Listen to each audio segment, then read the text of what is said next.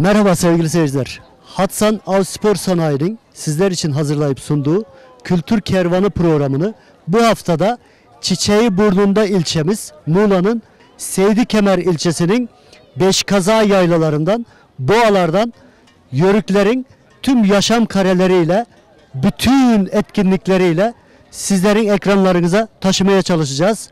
Burada ülkenin her yerinden gelmiş yörük ekipler var. Çadırlarını kurmuşlar. Her türlü etkinlikleri ekranlarınıza taşıyacağız.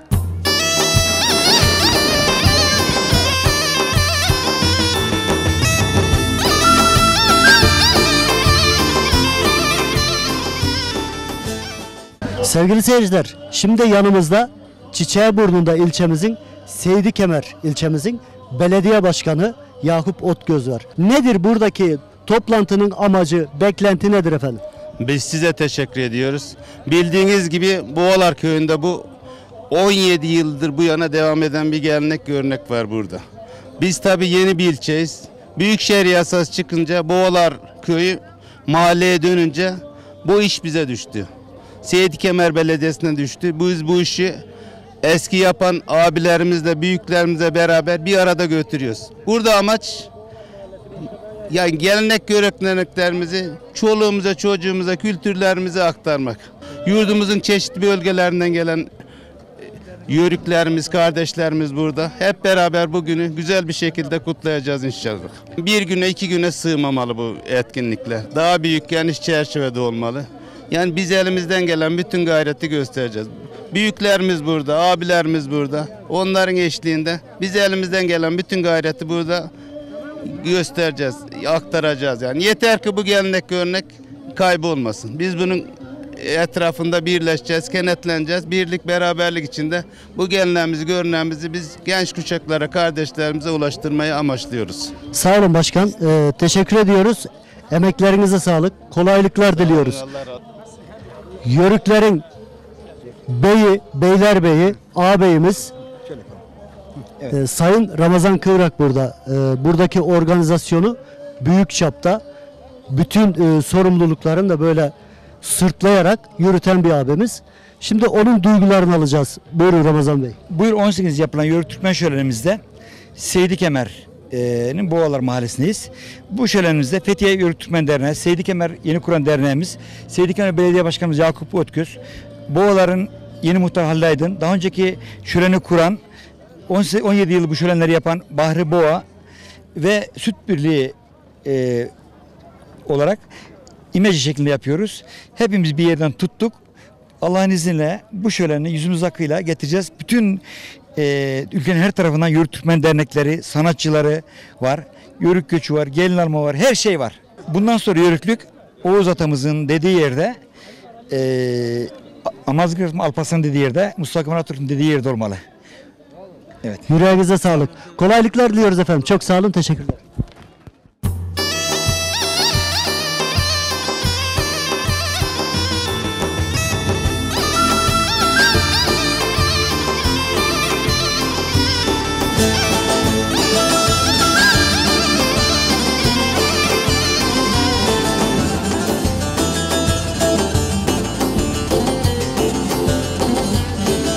Evet sevgili seyirciler, şimdi de Kötekli Yörükler'in çadırının içindeyiz. Burada küçük bir toy edivermiş yörükler. Yanımızda da memleketin hem akademisyen hem mahalli her türlü orkestraya uyum sağlayan sipsi çalarımız var. Sevgili İsmail, benim talebem. İsmail'cim hoş geldin. Önce bir çalışmalar ne alemde bir anladı ve kendini tanıdı ve millete. İsmail Peynirci, sipsi çalan bir bireyim. Öğrencileri ufak da olsa yetiştirmeye çalışıyoruz elimizden geldiği kadarınca. Artı böyle sosyal faaliyetlere, kültür etkinliklerinde katılıyoruz. Elimizden geleni yapıyoruz. O şekilde yani. Sipsi'yi geleceğe aktaracaksın değil mi? Tabii ki, tabii ki. Peki İsmail'cim. Hedefimiz ilk önce zaten bu sipsiyi gelecek kuşaklara sağlıklı bir şekilde aktarabilmek.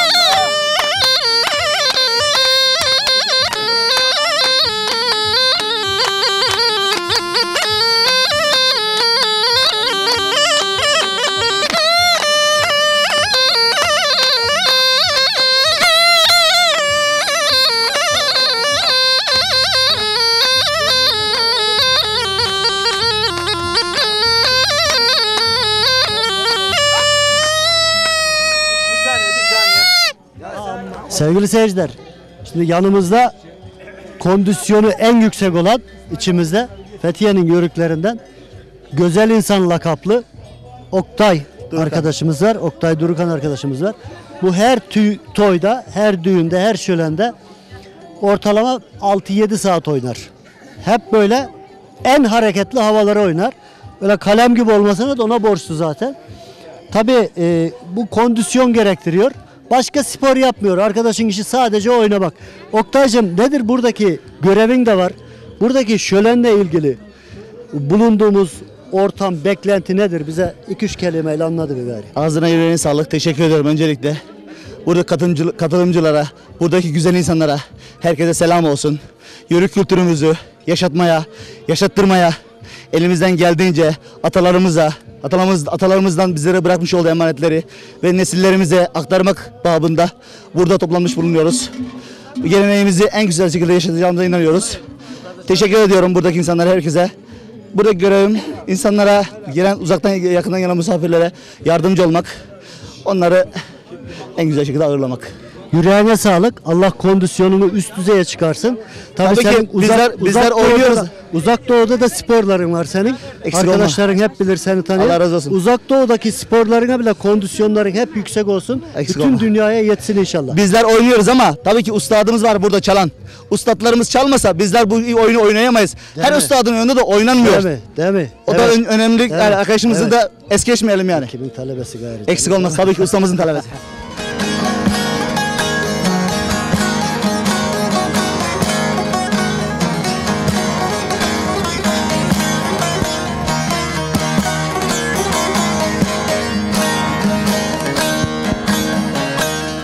Anamın dağından inmeden yere 9 ay beslendim, kanında misafir. Geldim ki şu dünya denen pazara, geldim ki şu dünya denen pazara, bir ulu bezirgan handa misafir. Bir ulu bezirgan handa misafir.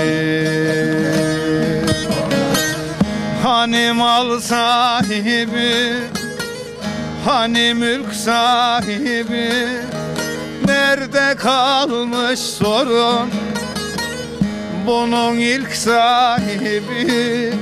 Derim ki malda yalan, sorun mülkte yalan. İnanmazsan dostum biraz da sen oyana.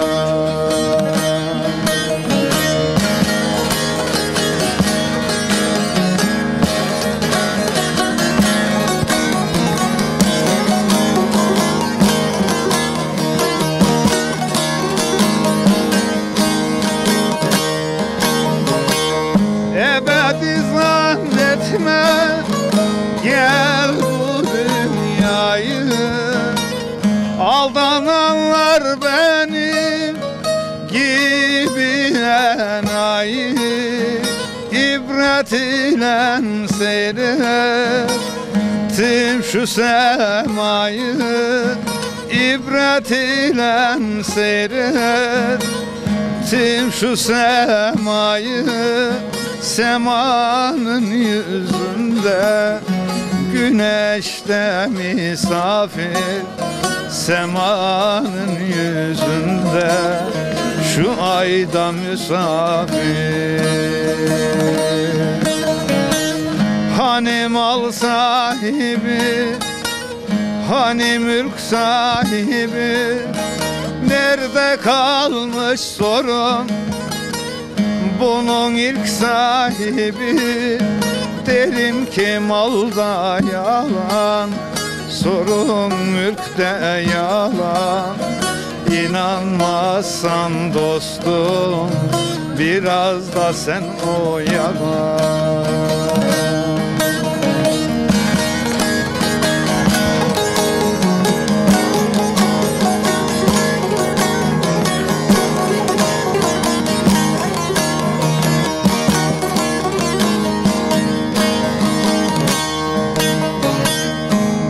Dünya dedikleri iki kapılı han, birinden girersin, birinden çıkan.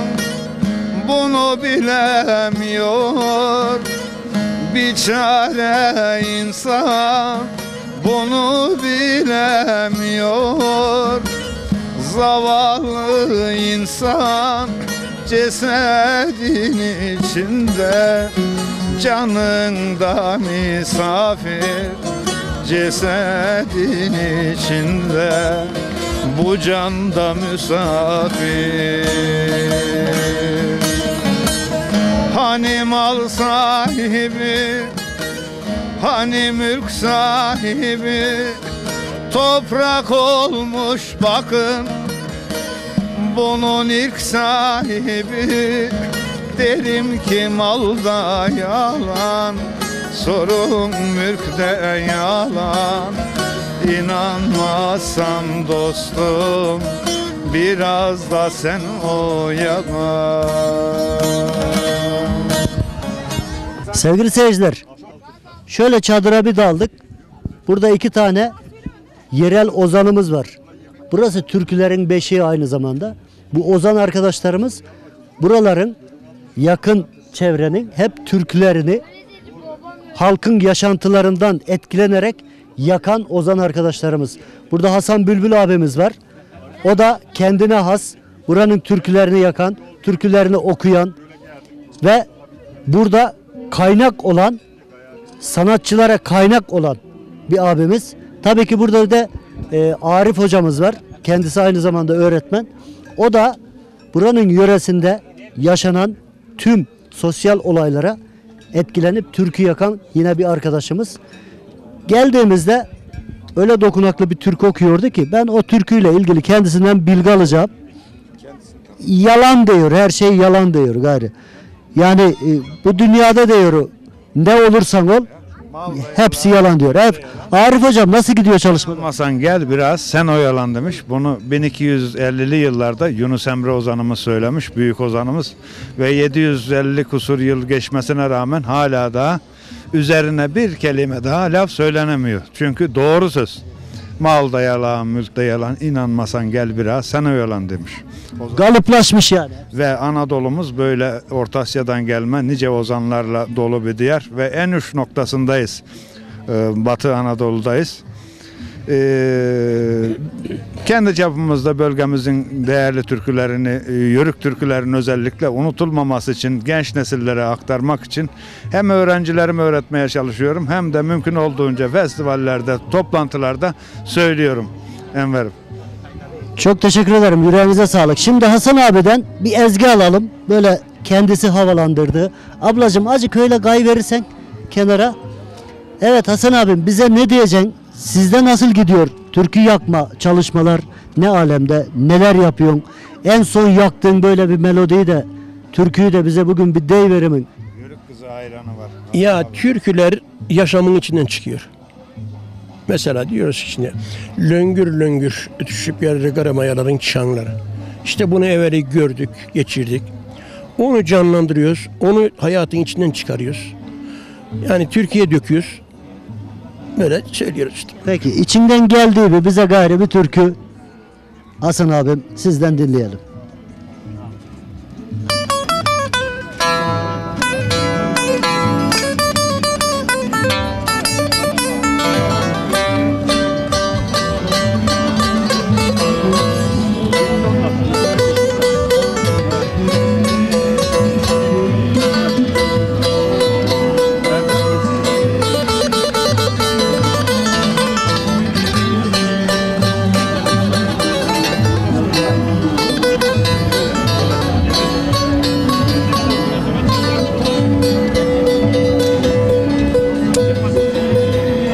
Löngür löngür de ötüşüp gelir karamayaların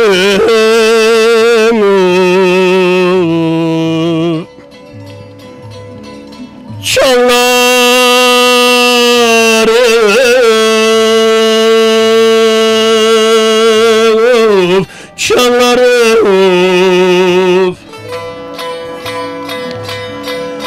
Topuklara da inip gelir ala kilimlerin yemleri.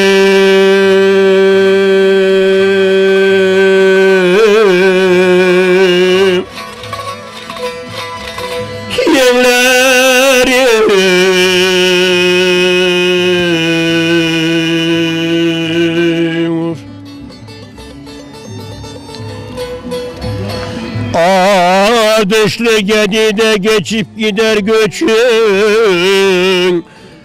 ömleri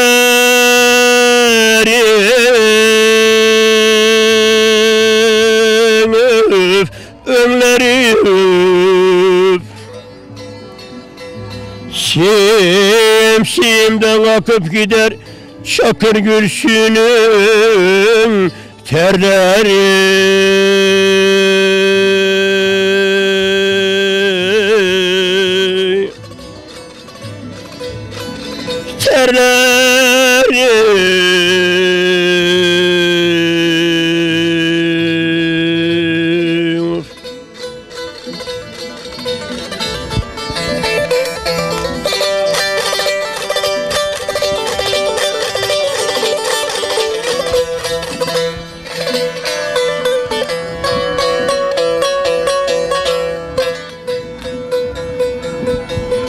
Bongur bongur da bozulup gelir de karamayanım.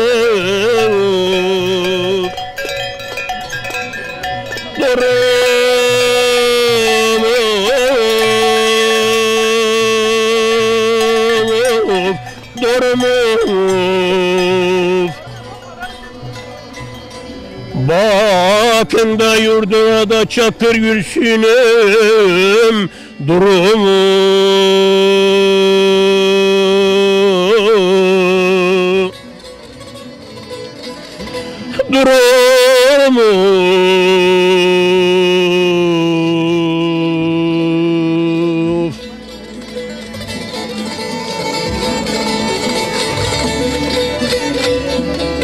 ne güzel çekmiş de İran peştemalın üstüne de kalak olanın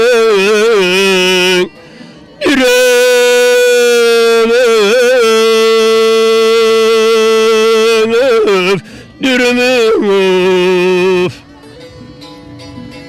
çekmiş kocardış gölgesini gene gelmiş sürülerin sürümü.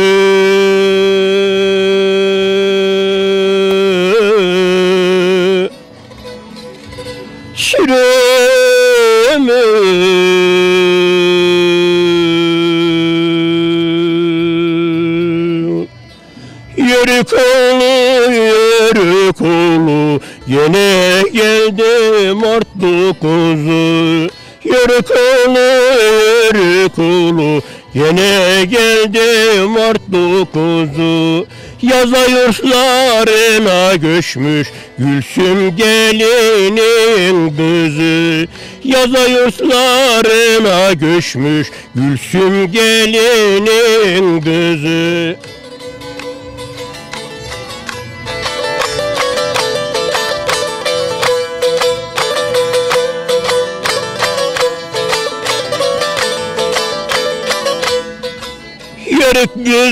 Yörük gözü aladukluklar ötüyor.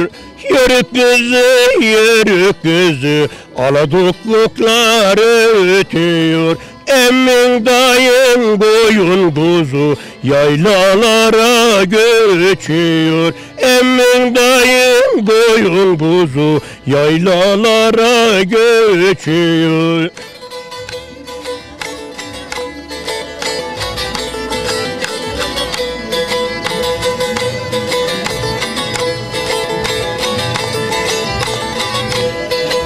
Karadeve bozular, ufak ufak bödüler.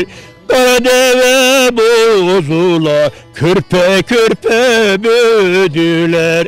Bidi bidi desem ona, anacı bozular. Bidi bidi desem ona, yüreği sızlar.